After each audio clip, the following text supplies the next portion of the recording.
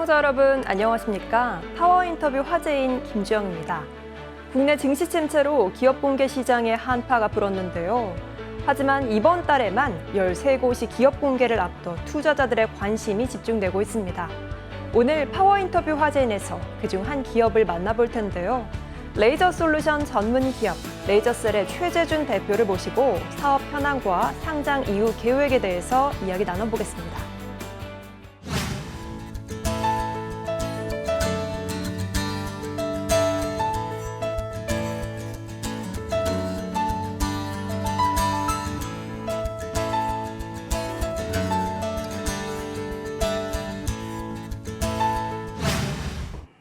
바쁘신 가운데 출연해 주셔서 고맙습니다. 먼저 시청자분들을 위해서 레이저셀이 어떤 회사인지 설명 부탁드립니다. 네, 반갑습니다. 저희 레이저셀은 그 레이저를 스팟에서 점에서 면으로 바꾸는 면 레이저 기술을 가지고 있는 회사고요. 네. 또 그러한 면 레이저 기술을 활용해서 반도체 후공정에 들어가는 실리콘 칩과 PCB를 접합하는 분야로 장비 사업을 하고 있습니다. 네. 레이저셀은 세계 최초이자 유일하게 면 레이저 원천 기술을 보유하고 있는데요. 용어에 대한 소개와 함께 어떤 기술인지 설명해 주시죠. 네. 레이저라고 하면 아마 그 가장 친숙하게 써보신 게 레이저 포인터를 생각하시면 됩니다. 네. 그 발표를 하실 때 많이 써보셨을 걸로 생각되는데요. 네. 레이저 포인터를 스크린에 대고 쏘면 점으로 콕 찍히게 됩니다. 네. 그거는 이제 레이저의 특성 때문에 기인을 합니다. 모든 레이저는 다 선으로 나와서 점으로 찍히는 그 특성을 가지고 있는데요. 저희는 그거를 이제 면으로 바꾸는 기술이다라고 생각하시면 될 것 같고요. 가장 또 쉬운 예로 저희 어릴 때 돋보기로 태양광 같은 거를 이렇게 집속을 해서 종이를 이렇게 태워보신 경험이 있을 것 같아요. 그럼요. 그거를 이제 저희 레이저의 구성이다라고 보시면 되는데요. 보통 이제 빔을 포커싱을 해서 조사를 하게 되면 그런 타는 현상이 발생을 합니다. 특히 레이저의 특성상 대부분이 포커싱 돼서 나오기 때문에 그런 이제 자재에 대해서 데미지를 주게 되어 있는데요. 저희는 그런 거를 이제 면으로 바꿔서 렌즈, 돋보기 렌즈를 초점을 맞추지 않으면 타지를 않죠. 네. 그런 개념이라고 보시면 됩니다. 저희는 역으로 포커싱을 맞추지 않는 렌즈를 가지고 있고 그거를 이제 적절한 크기로 바꾸면 면 레이저로 구성이 되는 거죠. 기존의 접합 방식에 비해서 말씀하신 면 레이저 기술이 어떤 장점이 있다라고 볼 수 있을까요? 기존의 접합 방식 대비해서 저희는 조금 전에 말씀드렸던 그 면 레이저의 특성상 자재에 전혀 데미지를 주지 않습니다. 열을 가하게 되면 포커싱에서 열을 가하게 되면 특히나 휘는 문제라든지 데미지를 유발을 하게 됩니다. 또 기존 방식 같은 경우는 이 방 길이 스튜디오 크기만한 길이 한 6m 되는 길이를 실리콘 PCB 위에 실리콘 칩을 올린 다음에 쭉 흘려서 가열을 하게 되는데요. 공기를 찌게 되는 거죠. 네. 모든 물체는 열을 받으면 늘어나죠. 그런데 이제 실리콘과 PCB가 늘어나는 속도 차이로 인해서 휘는 문제가 발생합니다. 제가 좀 이따가 이제 샘플을 좀 보여드릴 건데요. 저희는 대면적 레이저 빔을 순간 조사를 합니다. 약 2초 정도 가열을 한다고 보시면 돼요. 2초에서 수초, 많게는 한 10여 초 가열을 한다고 생각하시면 되는데요. 워낙 짧은 시간 가열을 하다 보니까 기판이 데펴지기도 전에 본딩이 끝나는 거죠. 그래서 휘는 문제를 낮출 수 있는 그런 이제 가장 큰 장점이 있고요. 지금 제가 여기에 샘플을 일부 가지고 왔는데요. 네. 이게 이제 반도체 공정에 사용되는 기판과 메모리 칩이라고 보시면 될 것 같아요. 네. 이게 이제 표준 PCB인데 보시면 굉장히 얇아지고 있죠. 네. 기자님 사용하시는 뭐 핸드폰이나 노트북이 점점 얇아지는 이유는 이렇게 PCB 기판과 칩들이 얇아지기 때문이거든요. 예, 근데 이 점점 얇아지는데 이 실리콘을 기판에 붙이기 위해서 열을 가하게 되면 휘는 문제가 발생하겠죠. 예, 그런 거를 해결할 수 있는 획기적인 기술이 면 레이저다라고 보시면 되겠습니다.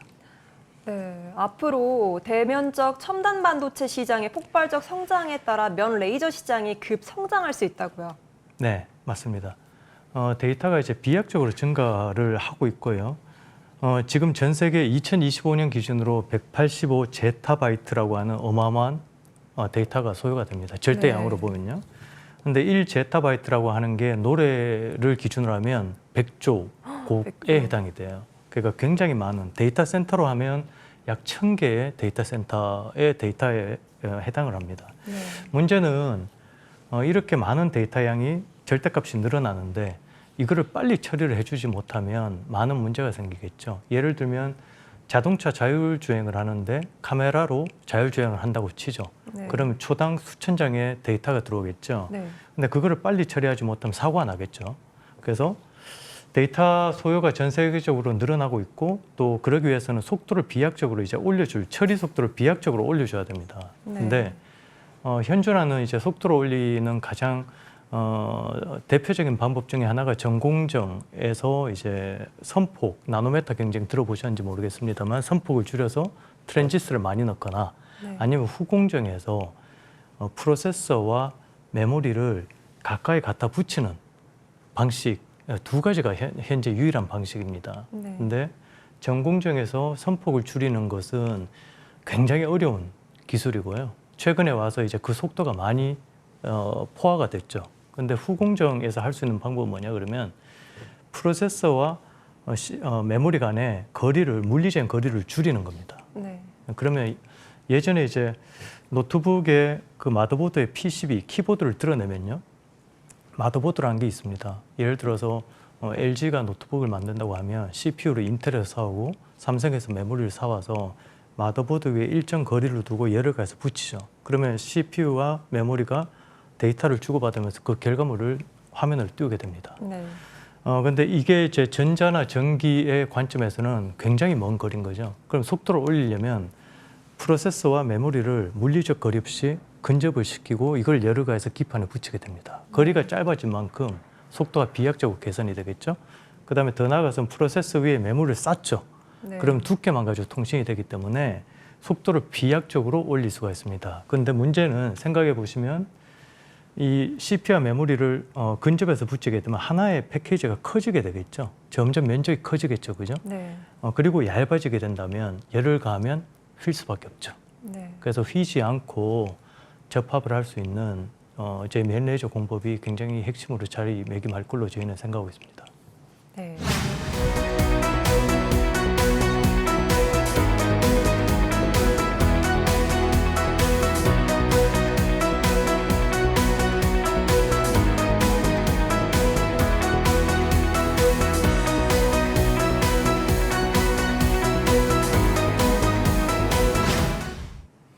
이번에는 레이저셀의 구체적인 사업 현황에 대해 들어보겠습니다.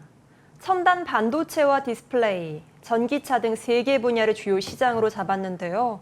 전방 산업의 확대에 맞춰 각 시장별 접근 전략을 소개해 주신다면요. 저희가 지금 반도체, 디스플레이, 전기차 분야를 공략을 하고 있는데요. 네. 저희의 전략은 하나입니다. 어떤 거죠? 일단은 모든 고객들에게 면 레이저라는 걸 가지고 공통 분모로 접근을 하고요. 그 면 레이저가 줄 수 있는 획기적인 생산성, 그러니까 휨 없음을 베이스로 PR을 하는 거죠. 그 두 네. 가지를 베이스로 간다고 보시면 되겠고요. 분야가 다르기는 하지만 저희가 면 레이저의 방식이 뭐 조금에 다를 수는 있겠지만 그 공통 분모는 똑같다고 보시면 될 것 같아요. 그래서 고객이 네. 지금까지 해결하지 못했던 문제점을 해결해 드리고 또 생산성을 비약적으로 올릴 수 있는 그런 솔루션을 제시한다고 보시면 될 것 같습니다. 네. 그렇다면 본격적인 상용화 시기는 언제쯤으로 예상하시는지요? 저희가 이제 잘 아시다시피 기술 특례로 상장을 했고요. 저희가 지금 이제 각 분야별 1등 고객을 이제 고객으로 이제 초도 진입을 했다 보시면 될 것 같아요. 앞으로 이제 특히나 이제 저희가 반도체 같은 경우는 네. 제가 지금 이제 내년도에 많은 고객들이 네. 라인을 구축을 시작할 걸로 기대를 하고 있고요. 그게 내후년 정도 되면 네. 많은 양의 이제 양산을 기대할 수 있지 않을까 생각합니다. 기술 네. 특례 상장사이기 때문에 좀 중장기적인 관점에서 봐주시면 좋을 것 같아요. 네. 네.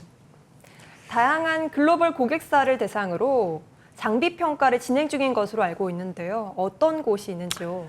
뭐 제가 이제 반도체 쪽에 지금 파운더리, 그다음에 네. 메모리, 그다음에 패키지 업체, 오사트 업체라고 하죠. 그다음에 SSD를 제조하는 제조사. 네. 그다음에 디스플레이 쪽은 이제 미니 LED 쪽의 패널을 제조하는 제조사가 될 것 같고요. 전기 자동차 쪽은 이제 배터리에 들어가는 배터리 회로를 만드는 또 모듈사들이 있습니다. 그런 고객들을 상대로 지금 많은 검증 작업을 진행하고 있다. 그 네. 말씀드릴 수 있을 것 같습니다. 장비 사업 부문과 디바이스 사업 부문의 주요 제품 라인업에 대해서 자세히 설명해 주시면 고맙겠습니다. 네, 저희는 장비 회사이긴 하지만 네. 장비 사업 부문과 디바이스 사업 부문 두 개로 이제 사업 모델이 나눠져 있고요. 디바이스 사업 부문은 작년 하반기부터 첫 수주를 시작을 하고 있습니다. 아까 제가 처음에 이제 말씀드렸던 것처럼 아까 태양광을 돋보기로 집속을 해서 이제 포커싱해서 레이저를 쏘게 되는데 네. 저희는 태양광에 해당하는 게 레이저 시스템이 되고요. 그다음에 돋보기에 해당하는 게 렌즈 시스템이 됩니다. 네. 그걸 가지고 이제 포커싱을 흐려서 대면적으로 만들어서 가열을 하게 되는데요. 네. 이 핵심이 레이저와 렌즈 시스템입니다. 그걸 이제 디바이스 사업이라고 저희는 부르고 있고요. 그런 면 레이저를 다른 장비 업체가 필요로 하는 경우에 그 레이저와 광학계만 면 레이저를 만들 수 있는 레이저와 광학계만 그 제3의 장비 업체에 팔겠다는 거죠. 네. 그게 이제 저희 디바이스 사업의 모델이 네. 되었고요.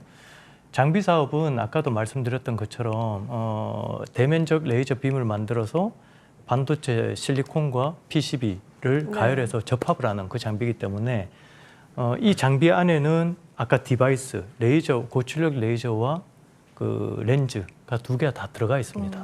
예, 이거를 토탈로 해서 장비화해서 납품을 한 게 저희 장비 사업 모델이라고 보시면 될 것 같아요. 네. 예. 연구개발 인력과 성과 소개, 그리고 앞으로 주목하고 있는 기술 개발 영역이 있다면요? 저희가 이제 저희는 창업 초기부터 저희가 잘할 수 있는 분야에 집중을 하자고 네. 하는 전략으로 연구개발, 제조, 또 협력사 구축 모든 걸 다 그런 전략 하에 지금 하고 있고요. 네.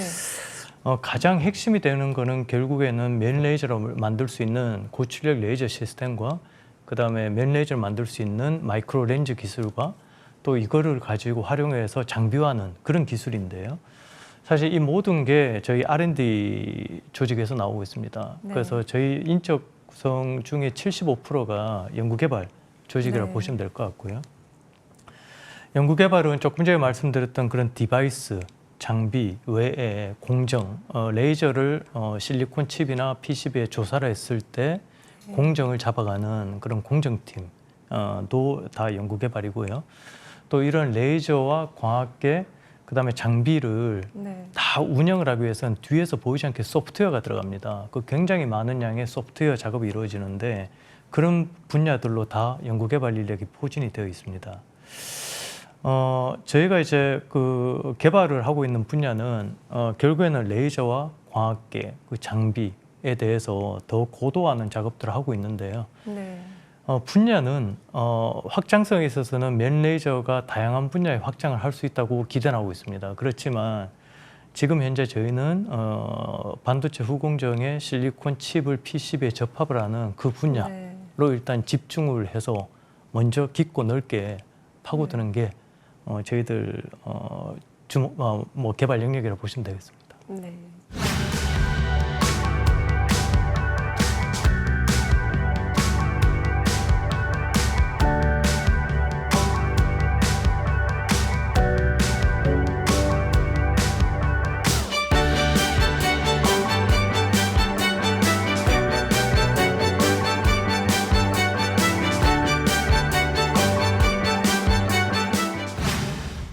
이번에는 레이저셀의 비전과 목표에 대해서 알아보도록 할 텐데요. CEO 이전에 엔지니어였던 걸로 알고 있습니다. 어떤 계기로 회사 설립에 참여하셨는지 궁금한데요. 제가 이제 대학교 다닐 때 과도 전자공학과였고 또 유학을 할 때도 이제 다 반도체 응용 쪽을 계속 맡아서 공부를 하게 됐고요. 또 삼성에 들어가서 또 벤처 회사 나와서 전부 다 반도체와 연관된 백그라운드다 보니까 그런 쪽에 쭉 사업을 해왔습니다. 2010년도 중반부터 이제 레이저 수요가 굉장히 산업군이 증가를 하고 있었고요. 또 후공정, 반도체의 후공정이 굉장히 중요하다 하는 네. 얘기들이 기사화가 조금씩 되기 시작을 했었거든요. 그러면서 제가 40 중반 넘어서는 시점에 뭔가 이제 사업을 이제 한번 마지막으로 해봐야 되겠다는 생각을 하게 됐고, 그렇게 하면서 결국에는 제일 잘할 수 있는 반도체 쪽을 해보자. 네. 라는 결정을 하게 됐고요. 그 안에서도 남들이 하지 않는 또 전도 유망한 게 무엇이 있을까, 네. 희소 가치가 큰 게 무엇이 있을까 생각했을 때 결국엔 레이저 분야였고, 근데 그 레이저 분야를 하더라도 이미 기라성 같은 회사들이 많이 계시거든요. 제가 잘할 수 있는 분야 뭔가 좀 독특한 걸 해야 되겠다라고 생각해서 이제 면 레이저를 하게 됐다고 보시면 될 것 같아요. 네. 네. 경영을 하는 데 있어서 어디에 가장 주안점을 두시는지요? 또 경영 철학에 대해서 말씀해 주신다면요. 경영 주안점은 결국엔 저희 회사가 주주분들이 계시고 저희 경영진들이 있고 또 저희 스태프들 또 협력사들이 다 계시는데 가장 중요한 부분은 이 목표를 하나로 맞춰가는 거라고 생각이 돼요. 네. 주주분들의 목표와 저희 네. 회사의 목표가 다르면 큰 이견이 생기겠죠. 저희 경영진들의 목표와 저희 스태프들의 목표가 또 다르다면 문제가 생기겠죠. 또 저희의 많은 파트너사들이 있는데 그 협력사들과 저희와 또 목표가 다르면 그것도 문제가 되겠죠. 그래서 그런 목표를 저희 경영의 주안점은 그 목표를 방향성을 다 통일화시키고 그랬을 때 큰 사업을 갈 수 있다. 물론 네. 처음에는 그 목표를 합일치를 시키는데 시간이 많이 걸리겠죠. 그렇지만 네. 그게 이루어진다면 그때부터는 굉장히 가속이 될 수 있다고 생각을 하고 있고요. 네. 그런 부분에 이제 경영 주안점을 두고 있고, 저의 경영 철학은 윈윈이에요. 윈윈을 네. 가지고 있고, 더 나아가서는 모든 저와 같이 하는 저희 회사와 같이 하는 분들과 윈윈할 수 있는 그런 전략을 짜가야 되겠다. 예를 들면 회사만 살찌고 임직원들이 살찌지 않는 그런 회사는 바람직하지 않다고 봅니다. 네. 저희가 또 회사가 살찌는 만큼 주주분들이나 또 저희 협력사 또 성장을 할 수 있는 그런 뭔가의 물질적, 경험적 네. 그런 것들이 다 성장할 수 있는 그런 방향으로 갔으면 그게 바로 가는 게 아닌가 생각합니다. 네. 코스닥 상장 소감과 함께 앞으로 공모자금 운영 계획에 대해서도 설명 부탁드립니다. 사실은 상장을 기술 특례 상장이라는 기회를 맞아서 이제 상장을 하게 되었는데요. 사실은 기쁨보다는 책임감이 훨씬 더 큰 것 같아요. 네. 이제 회사 말 그대로 굉장히 큰 주주분들께서 이제 굉장히 큰 기회를 보시고 큰 기대를 걸어주셨기 때문에 그런 부분들에 있어서 얼마나 빨리 저희가 글로벌 시장에 진입을 해내고 또 큰 사업으로 일구어 가고 또 얼마나 빨리 진짜 매출 규모와 흑자 규모를 큰 흑자 규모를 달성해 갈 수 있는지 그런 부분들에 대한 오히려 책임감이 더 네. 많이 느껴지고요. 이제 그런 부분들 그 책임감만큼 더 가속화해서 성장을 시켜 나가겠다. 그런 말씀을 드리고 싶고요. 그다음에 공모자금 관련해서는 저희는 저희가 잘할 수 있는 부분에 집중할 겁니다. 그래서 그거를 더 고도화할 수 있는 작업들을 할 건데요. 그게 결국에는 면 레이저를 만들기 위한 아까 디바이스 사업 부문이 되겠죠. 렌즈 기술과 레이저 기술.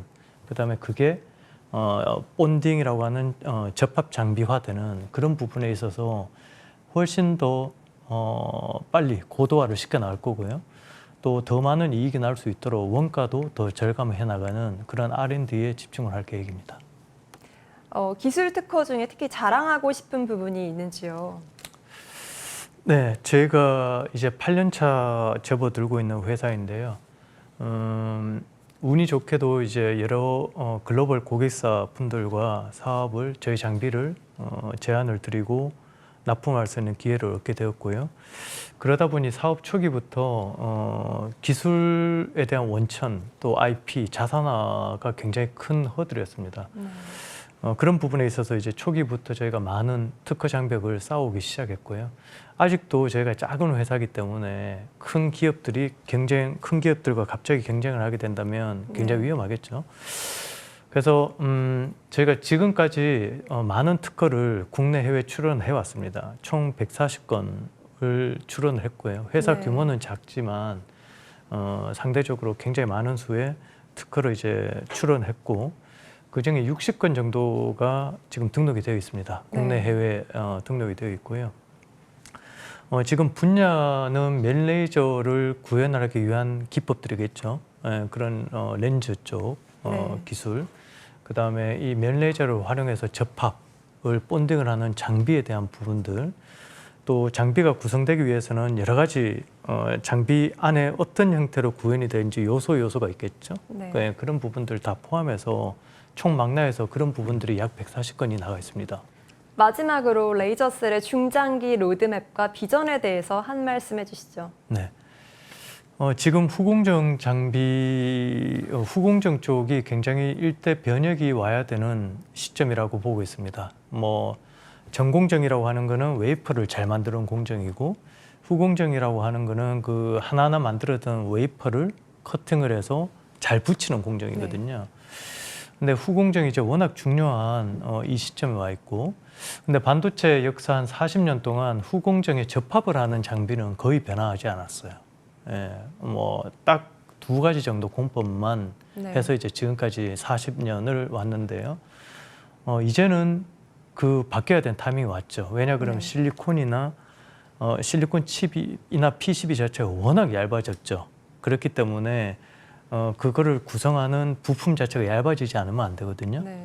아까 또 말씀드린 것처럼 이제 데이터가 워낙 많아졌기 때문에 데이터가 많아진다는 거는 실리콘에서 나오는 배선이 많아진다고 보시면 되겠죠. 네. 워낙 기능들이 많이 들어가기 때문에 많은 배선이 더 얇은 데서 이제 나오게 되기 때문에 휘는 문제를 없애야 되는 네. 그런 이제 일대 전환기에 와 있습니다. 그래서 일단 저희는 이런 실리콘 접합 분야를 확실하게 기존의 공법들 대신해서 네. 저희 멜레이저 접합 장비가 들어갈 수 있는 확실한 그 자리매김을 좀 하고 싶다는 생각을 가지고 있고요. 일단은 첫 번째도 접합 본딩이라고 하죠. 두 번째도 본딩에 집중을 해서 좀 깊고 넓게 빨리 자리매김을 하고 싶습니다. 또한 이제 저희 회사의 비전을 말씀드리자면 회사가 들으면 조금 기분 나빠하실지 모르겠는데 그 전공정에 보면 아까 제가 트랜지스터 선폭을 나노메타 경쟁을 한다고 설명드렸잖아요. 네. 회로의 선폭을 줄이기 위해서는 로광 장비라고 하는 장비가 들어가거든요. 그거의 1등 장비가 네덜란드에 있는 ASML이라는 회사입니다. 네. 거기는 많은 반도체 회사들이 그 장비를 빨리 가져오기 위해서 항상 방문을 해서 부탁을 하고 하는 그런 장비라고 보시면 되고요. 전공정의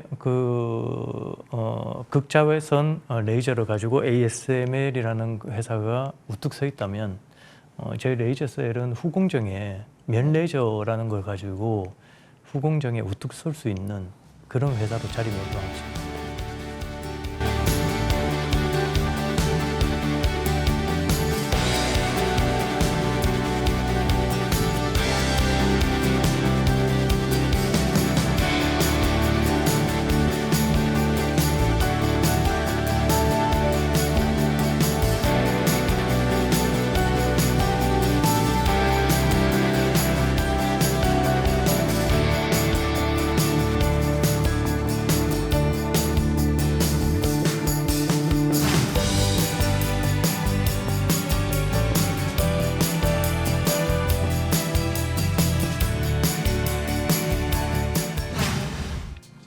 기술 특례 상장으로 코스닥의 문을 두드린 기업 레이저셀을 만나봤습니다. 면 레이저 원천 기술을 보유한 기술력으로 첨단 반도체와 차세대 디스플레이, 전기차 배터리까지 분야를 확장하고 있는데요. 앞으로 레이저셀이 보여줄 성장과 발전을 기대합니다. 오늘 함께해 주신 최재준 대표님 고맙습니다. 고맙습니다.